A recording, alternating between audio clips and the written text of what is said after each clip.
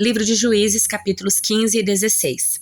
Algum tempo depois, durante a colheita do trigo, Sansão levou um cabrito de presente para sua esposa. "Vou ao quarto da minha esposa para dormir com ela", disse ele. Mas o pai dela não o deixou entrar. "Eu tinha certeza de que você a odiava", explicou ele. "Por isso eu a dei como esposa seu acompanhante de casamento. Mas veja, a irmã dela, mais nova, é ainda mais bonita. Case-se com ela." Sansão disse: "Desta vez ninguém poderá me culpar de tudo que eu fizer a vocês, filisteus." Então saiu e capturou 300 raposas, amarrou-as em pares pela cauda e prendeu uma tocha em cada par de caudas. Depois acendeu as tochas e soltou as raposas no meio das plantações de cereais dos filisteus. Assim, queimou tudo, tanto os feixes já ceifados como o cereal que ainda seria colhido. Também destruiu os vinhedos e os olivais. "Quem fez isto?" perguntaram os filisteus. E responderam: "Foi Sansão, pois seu sogro de Timna deu sua esposa a seu acompanhante de casamento." Então os filisteus queimaram vivos a mulher e seu pai. Sansão disse aos filisteus: "Não descansarei enquanto não me vingar de vocês pelo que fizeram." Ele os atacou com grande violência e matou muitos deles. Depois foi morar numa caverna na rocha de Etã. Então os filisteus acamparam em Judá e se espalharam pelos arredores da cidade de Lei. Os homens de Judá perguntaram aos filisteus: "Por que vieram nos atacar?" Os filisteus responderam: "Viemos capturar Sansão e nos vingar dele." Então 3.000 homens de Judá desceram para buscar Sansão na caverna da rocha de Etã. "Você não sabe que os filisteus nos dominam?" disseram a Sansão. "O que você está fazendo conosco?" Sansão respondeu: "Só fiz a eles o que fizeram a mim." Mas os homens de Judá lhe disseram: "Viemos amarrá-lo e entregá-lo aos filisteus." "Está bem", disse Sansão, "mas prometam que vocês mesmos não me farão mal." "Vamos apenas amarrá-lo e entregá-lo aos filisteus", responderam eles. "Não vamos matá-lo." Então os amarraram com 2 cordas novas e o fizeram sair da rocha. Quando Sansão chegou a Leí, os filisteus vieram ao seu encontro dando gritos de vitória. Mas o Espírito do Senhor veio com poder sobre Sansão. Ele rompeu as cordas e seus braços como se fossem barbantes de linhos queimados, e as amarras caíram das suas mãos. Sansão encontrou a queixada de um jumento que tinha sido morto havia pouco tempo. Ele a pegou e usou para matar 1.000 filisteus. Então disse: "Com uma queixada de jumento matei 1.000 homens." Quando acabou de celebrar sua vitória, jogou fora a queixada e aquele lugar foi chamado de Ramat-Leí. Sansão sentiu muita sede e clamou ao Senhor: "Por meio da força do teu servo, concedeste este grande livramento. Acaso devo morrer de sede e cair nas mãos desses incircuncisos?" Então Deus fez jorrar água de um buraco no chão em Leí. Sansão bebeu e se reanimou. Chamou aquele lugar de En-Acoré, que existe em Leí até hoje. Sansão julgou Israel durante 20 anos no período em que os filisteus dominavam a terra. Certo dia, Sansão foi à cidade filisteia de Gaza e conheceu uma prostituta com quem passou a noite. Logo correu a notícia de que Sansão estava lá e os homens de Gaza se reuniram e esperaram a noite toda junto aos portões da cidade. Ficaram em silêncio a noite inteira, pois pensavam: quando o dia clarear, vamos matá-lo. Mas Sansão ficou deitado só até a meia-noite. Então levantou-se, agarrou os portões da cidade com os 2 batentes e os ergueu junto com a tranca, colocou-os sobre os ombros e os levou para o alto da colina que fica em frente a Hebrom. Algum tempo depois, Sansão se apaixonou por uma mulher chamada Dalila, que morava no vale de Soreque. Os governantes dos filisteus foram vê-la e disseram: "Seduza Sansão para que ele lhe diga o que o torna tão forte e como podemos dominá-lo e amarrá-lo sem que consiga se soltar. Então cada um de nós dará a você 1.100 peças de prata." Assim Dalila disse a Sansão: "Conte-me, por favor, o que o torna tão forte e como poderia ser amarrado sem conseguir se soltar." Sansão respondeu: "Se eu fosse amarrado com 7 cordas de arco novas, ainda não secas, ficaria tão fraco como qualquer outro homem." Então os governantes filisteus levaram para Dalila 7 cordas de arcos novas e ela amarrou Sansão. Ela havia escondido alguns homens num dos quartos interiores da casa e gritou: "Sansão, os filisteus vieram atacá-lo!" Mas Sansão arrebentou as cordas de arco de uma vez como se rompe um pedaço de barbante queimado, e não descobriram o segredo da sua força. Mais tarde, Dalila disse a Sansão: "Você zombou de mim e mentiu. Agora conte-me, por favor, como poderia ser amarrado." Sansão respondeu: "Se eu fosse amarrado firmemente com cordas novas em folha que nunca foram usadas, ficaria tão fraco como qualquer outro homem." Assim Dalila pegou cordas novas e o amarrou com elas. Os homens estavam escondidos no quarto interior como antes e de novo Dalila gritou: "Sansão, os filisteus vieram atacá-lo." Mais uma vez, porém, Sansão arrebentou as cordas em seus braços como se fossem fios. Então Dalila disse: "Você zombou de mim e mentiu. Agora conte-me, por favor, como poderia ser amarrado." Sansão respondeu: se você tecesse as 7 tranças do meu cabelo no pano do seu tear e o prendesse com o pino do tear, eu ficaria tão fraco como qualquer outro homem. Enquanto Sansão dormia, Dalila teceu as 7 tranças do cabelo dele no pano. Depois prendeu-o com o pino do tear. De novo ela gritou: Sansão, os filisteus vieram atacá-lo! Mas Sansão acordou e soltou de uma vez o cabelo do tear e do pano. Então Dalila disse: como você pode dizer que me ama se não me conta seus segredos? Zombou de mim 3 vezes e ainda não me disse o que o torna tão forte. Todos os dias ela o atormentava com sua importunação até que ele não suportou mais. Por fim, contou-lhe seu segredo.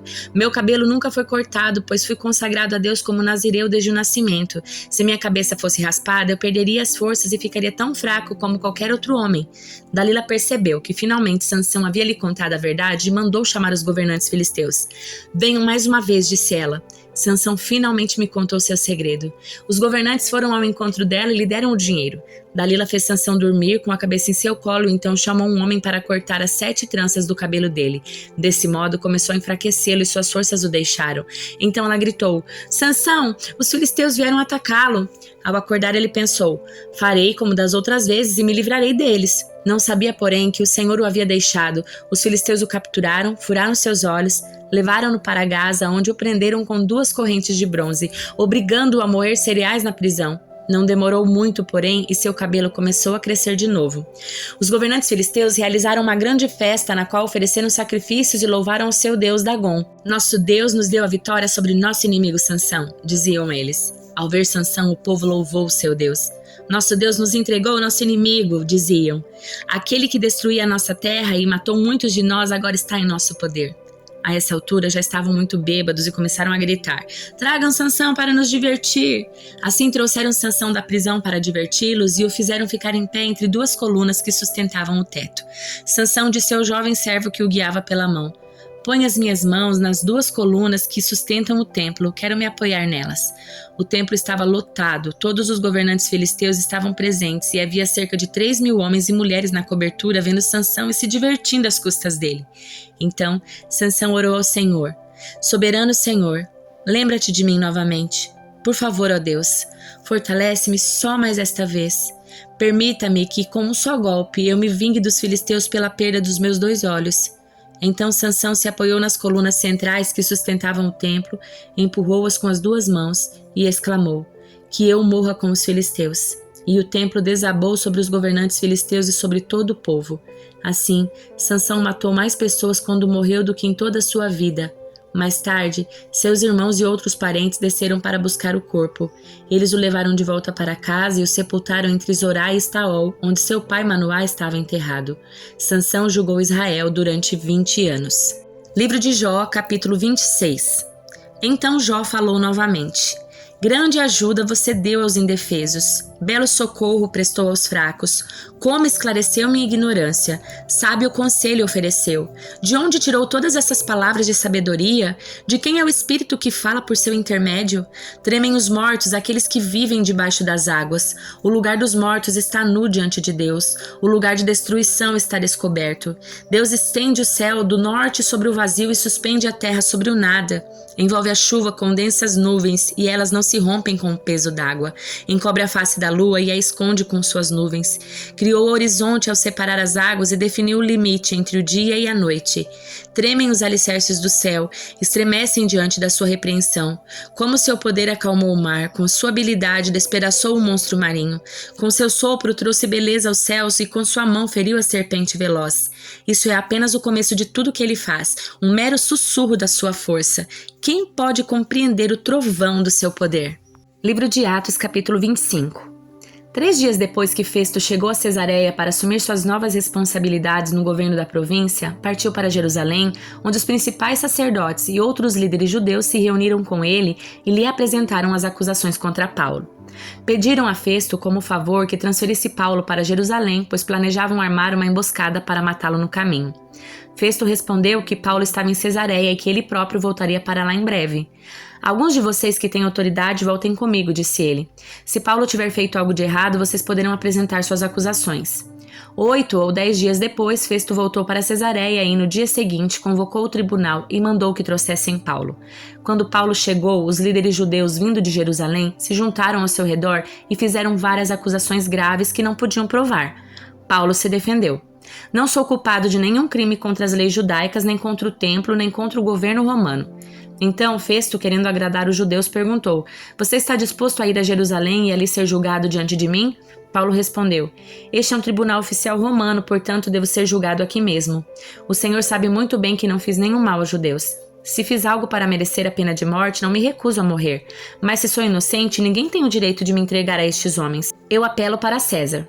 Festo consultou seus conselheiros e por fim respondeu: Muito bem, você apelou para César, então irá para César. Alguns dias depois, o rei Agripa chegou com sua irmã Berenice para visitar Festo. Durante a estada deles, que durou vários dias, Festo discutiu o caso de Paulo com o rei. Tenho aqui um prisioneiro que Félix deixou para mim, disse ele. Quando estive em Jerusalém, os principais sacerdotes e líderes judeus apresentaram acusações contra ele e pediram que eu o condenasse. Eu lhes disse que a lei romana não condena ninguém sem julgamento. O acusado deve ter a oportunidade de confrontar seus acusadores e se defender. Quando eles vieram aqui para o julgamento, não me demorei. Convoquei o tribunal logo no dia seguinte e mandei chamar Paulo. Os judeus, porém, não o acusaram de nenhum dos crimes que eu esperava. Ao contrário, era algo relacionado à sua religião e a um morto chamado Jesus que Paulo insiste que está vivo. Sem saber como investigar essas questões, perguntei a Paulo se estava disposto a ir a Jerusalém e ali ser julgado por suas acusações, mas ele apelou ao imperador para que julgasse seu caso. Por isso, ordenei que fosse mantido sob custódia até eu tomar as providências necessárias para enviá-lo a César. Então Agripa disse a Festo: Gostaria de ouvir esse homem pessoalmente. E Festo respondeu: Amanhã poderá ouvi-lo. No dia seguinte, Agripa e Berenice chegaram à sala de audiência com grande pompa, acompanhados de oficiais militares e homens importantes da cidade. Festo mandou trazer Paulo e em seguida disse: Rei Agripa e demais presentes, este é o homem cuja morte é exigida pelos judeus tanto daqui como de Jerusalém. Em minha opinião, ele não fez coisa alguma para merecer a morte. Contudo, uma vez que apelou ao imperador para que julgasse o seu caso, decidi enviá-lo a Roma. Não sei, porém, o que escrever ao imperador, pois não há nenhuma acusação clara contra ele. Por isso, eu o trouxe hoje diante dos senhores, especialmente do rei Agripa, para que depois de o interrogarmos, eu tenha algo para escrever, pois não faz sentido enviar um prisioneiro ao imperador sem especificar as acusações contra ele.